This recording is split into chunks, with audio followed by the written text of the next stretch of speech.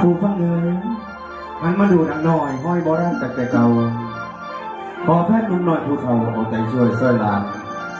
ผู้อนุรักษ์สืบใบสืบสานต่อประเพณีมรดกของดีแต่โบราณอายุยืนยาวยืนให้มีจะเดินไปหนาแสดงใส่คนเดชาว่านังแหงขัดแท้ที่ของเขาจะเก่าเดิมขอแพทย์เสริมน้ำคะแนนให้ผู้นำใจในสู่ต่อพ่อมีให้เด็กต่อสู่รักษาไว้บ่ให้สูญให้คนรุ่นใหม่ทุกรุ่นเดชานต่อพ่อคงเหลือ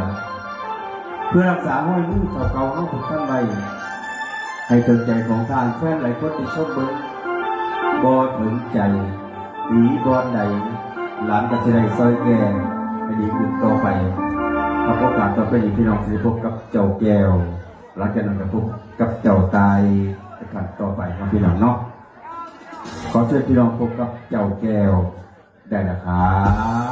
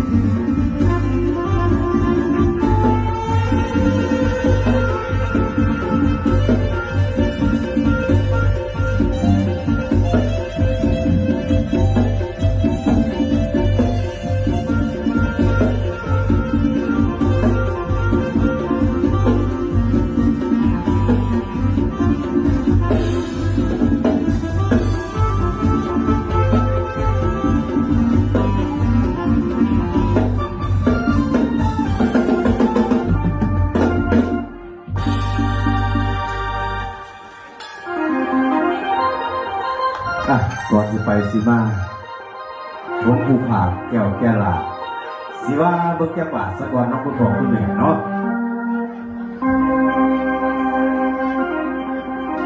โอ้ยผาผาห้องโยนเสียงโยนผาห้องโยนโยนร้างแล้วอันนี้แดงสิเป็นยังไง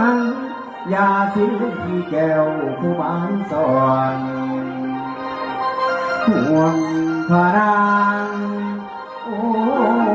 ยผู้บ้านสอนห่วงพระรางเดือดร้อนโอ้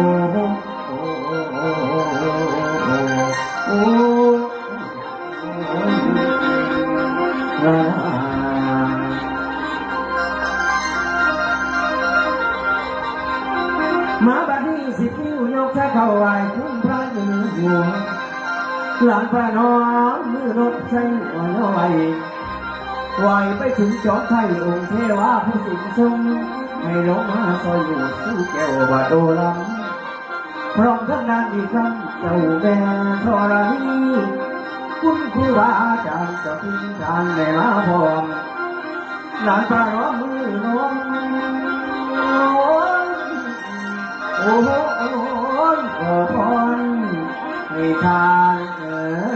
สอนหนังบักที่ผมน้อยที่สั่งบ่ไหลขอน้ำพวกก็ยังพอกับเป็นผู้ว่าฟัง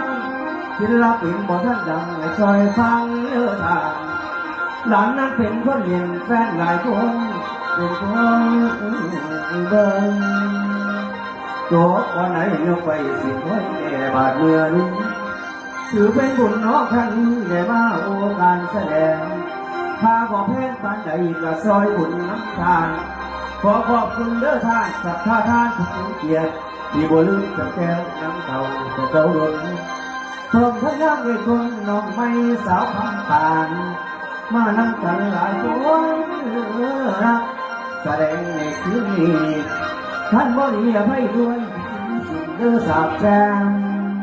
บทแสดงเอาเทียมคงก็ไหวผู้แก่ดังหนังปลาโมไทยล้ำมาหลายเกือบทุกบ้านแก้วไหวก่อนใหญ่ชายาพัดผู้กินตาไฟละทอดหนังหน่อยถ้าตกไปให้หาเพิ่มเสริมคะแนนอย่าเฝ้า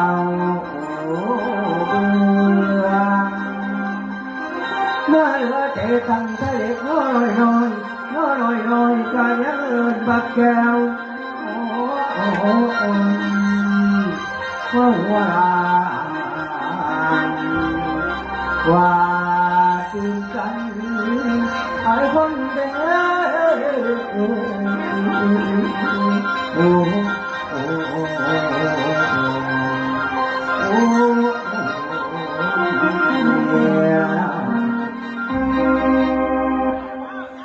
กราบสวัสดีพี่น้อง